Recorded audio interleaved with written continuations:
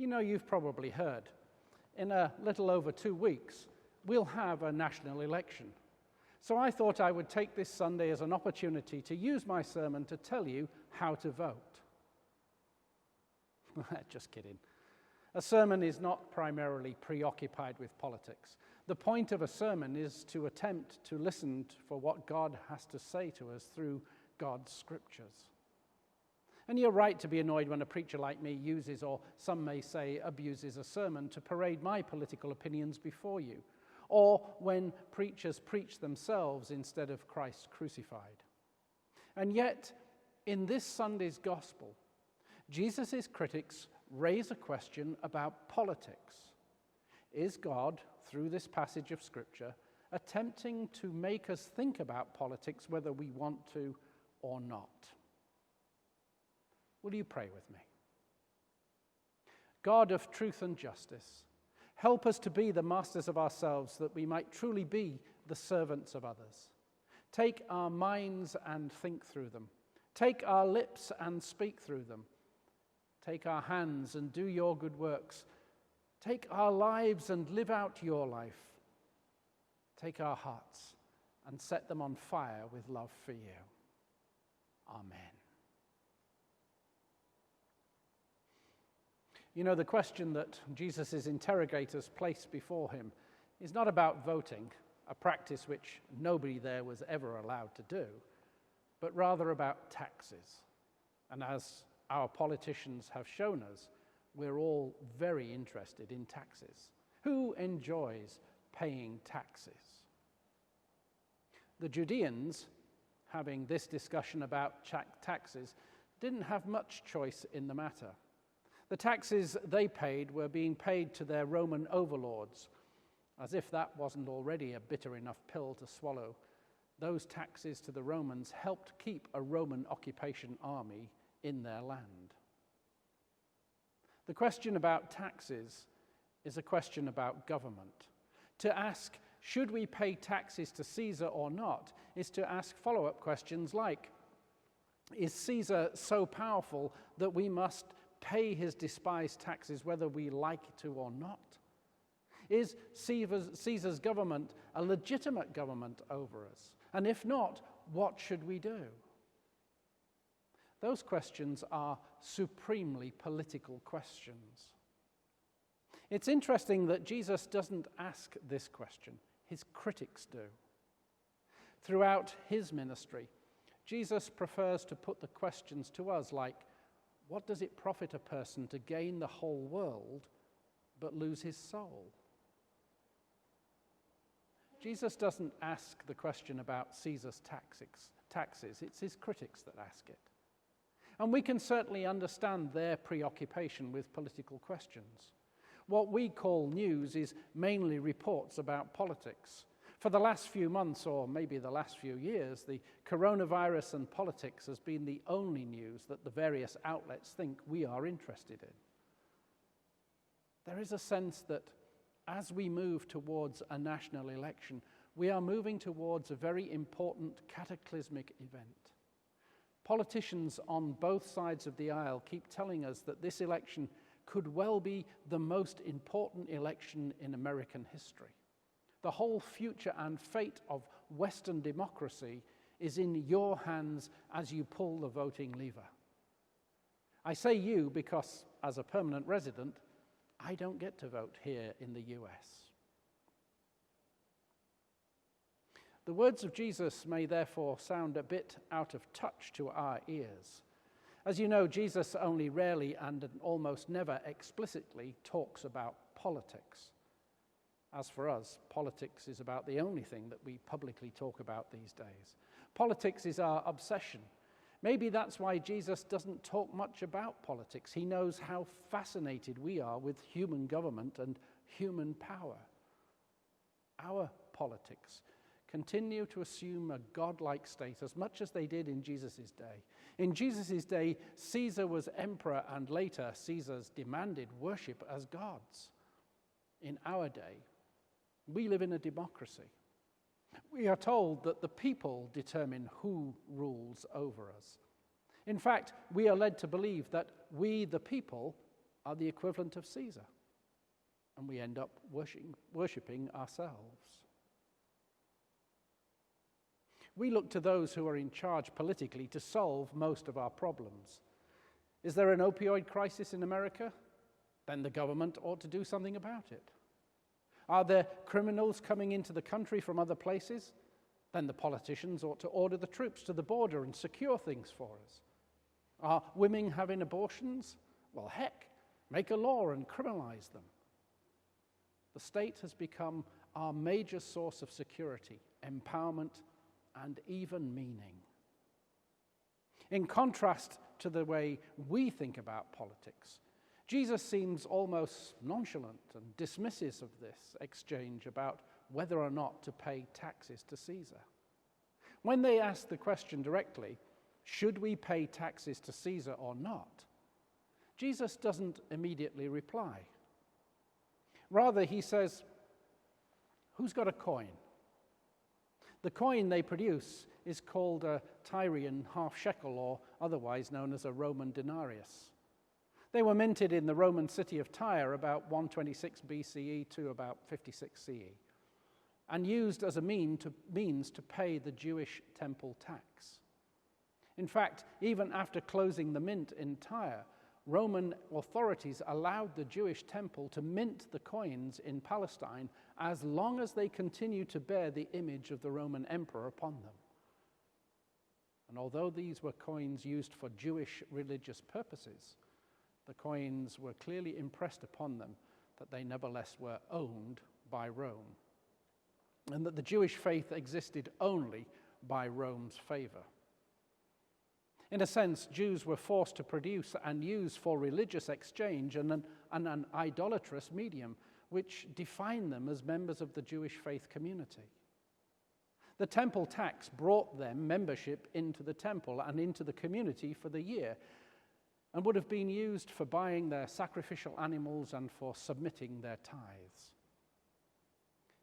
If Jesus answered that taxes with Caesar's image on them should be thwarted, he risks being labeled a dissident, encouraging people to undermine the government, both Jewish and secular. If Jesus answers that it is lawful to pay the temple taxes to the emperor, he sets himself up as a lover of Rome, or at least willing to allow Rome's worship of Caesar to supersede the Jews' worship of Yahweh. By paying the upkeep and supervision of the temple with a coin imaged by the head of a Roman ordained by God, Caesar, he appears to be selling out to an idolatrous invader. Hence, he may lose his followers. Jesus needs to define whose law they need to follow. Are the Jewish people subject to Rome's secular, pseudo-pagan law? Is he, a politician, like all the rest, willing to sacrifice faith for power and prestige, or at least conformity? Will he sell out to the people who feel that Rome's graven image is an insult and a sin? Which law prevails? Scriptural law, Jewish law, Roman law, laws of decency and fairness? Jesus is faced with a dilemma, and here's what he does. Jesus answers their question with a question. Whose head is on this? Whose title? They answer, Caesar's. Well, if he loves this stuff enough to put his own image on this piece of metal, says Jesus, give to him. Give to Caesar what is Caesar's. You will note that Jesus doesn't really answer their question. They are deeply concerned about money and what to do with it. As President Ronald Reagan told us long ago, defending his tax cuts, it's your money, keep it. But Jesus seems almost dismissive of the tax question. Down throughout the ages, there have been Christians who have focused on Jesus' statement, give to Caesar what is Caesar's, as a justification for a military draft, for greater government power, and for the immunity of government from Christian criticism. I believe that the point of view is negated by the way Jesus finishes that sentence. and give to God what is God's. And that's the end of the conversation. Jesus moves on as if he's not going to spend any more time talking about it. In saying, give to Caesar what is Caesar's and give to God what is God's, Jesus steadfastly does not answer the question. He gives absolutely no direct answer or guidance in discerning what is God's or what belongs to Caesar's. One can imagine his critics standing there with their mouths gaping open saying, but what is God's? Perhaps Jesus is saying, you're Jews. You know the scriptures. The psalmist says, the earth is the Lord's and everything in it. Not much left for Caesar, is there? Or perhaps Jesus is trying to get them to focus on what is most important in regard to God and Caesar, rather than be distracted by comparatively unimportant matters like, should we pay taxes or not? I don't know. But I do know that it would be a mistake to try and take this little hostile conversation between Jesus and his critics over taxes and work it up into some sort of theology of government. But since we are on the eve of a national election, and since political news is about the only news there is these days, and because many of you may be anxious about the upcoming election and worried deeply over the results of the election, could I just take this morning's gospel and spin it out to what I believe are a few implications? Maybe these are just implications for me, but if you want to apply them to yourself, then feel free to do so. You see, one of our challenges as Christians is to keep politics in its place. When the government has become the chief protector and the source of power from the cradle to the grave, when those who wield political power are honored and glorified or scorned and vilified as if they were the most important people in the world, as if all of human history is on their shoulders, then it may be a Christian obligation not to give politics the glory and the honor that is due only to God. Believe it or not, I'd like to talk more about politics in my sermons. But we're given so little time to talk about God that I don't want to waste what little time I have running through the same talking points about government and politics, which you hear all the time. But as we move into a national election, there are divisions within our congregation over who ought to be America's next president. And that's fine.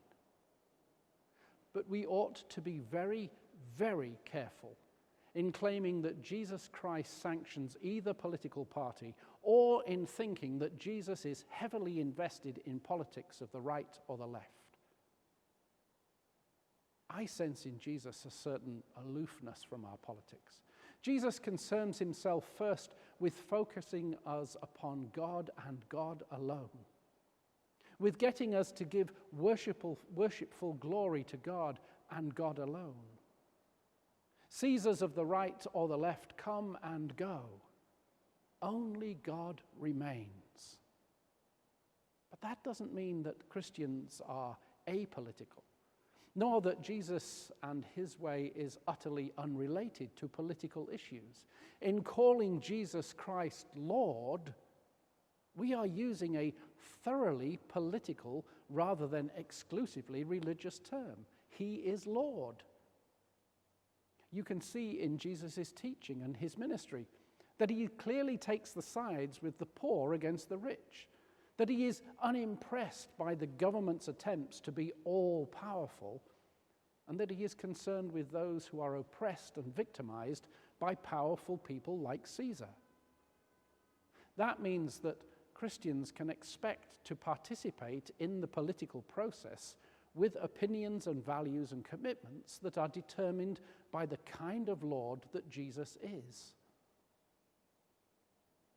And yet, can we all agree as Christians to exercise these tensions and to have our political debates with a heavy dose of humility?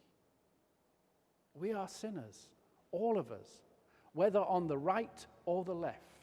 And our sin, our self-interested attempts to force our way down everybody else's throats, our efforts to make ourselves look good and pure and to make everyone else look less so, our preference for self-justification instead of accepting God's grace as sufficient, comes with us into the voting booth.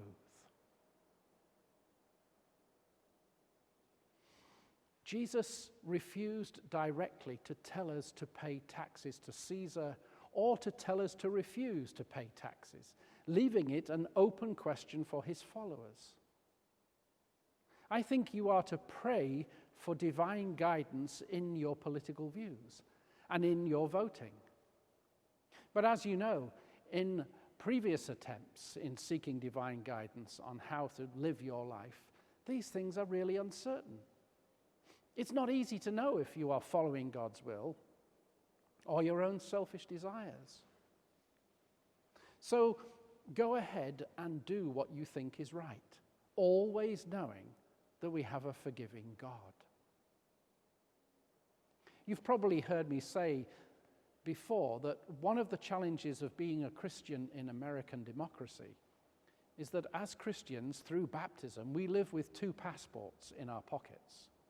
We are citizens of the United States of America, but we believe that we're also being made, by the actions of Jesus Christ and the power of the Holy Spirit, citizens of another realm, the kingdom of God. Sometimes we feel there is an alignment when government programs and intentions match up with those of God's realm. In those times, we get to work for the good of our neighbors by working for political change and programs. But sometimes we think there is a disjunction and a dissonance between what Jesus wants and what our government does. When there is an apparent disjunction between the world's way and God's way, we ought to criticize our government.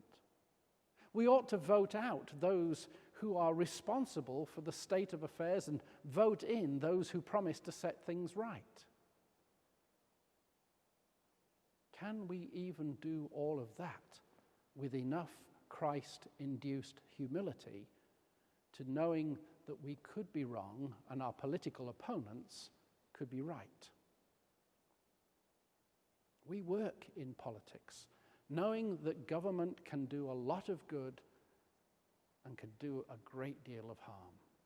Knowing that government is not God and never to be given God's glory. But above all, I plead with you, as your pastor, that as we do politics, as we move into this upcoming election, let's all commit ourselves to being and staying Christ's people. Let this congregation be a beacon to the world of how Christ can call together people who have deep differences and differing opinions, but yet can still gather with one another at the Lord's table. In a divisive political climate, the church's witness as a community made one in Christ can be a stunning testimony to a world full of divisions. So maybe I was being disingenuous in the beginning to say that my sermon is not to tell you how to vote. Let me be truthful. This Sunday's sermon's purpose is to tell you how to vote like a Christian. Amen.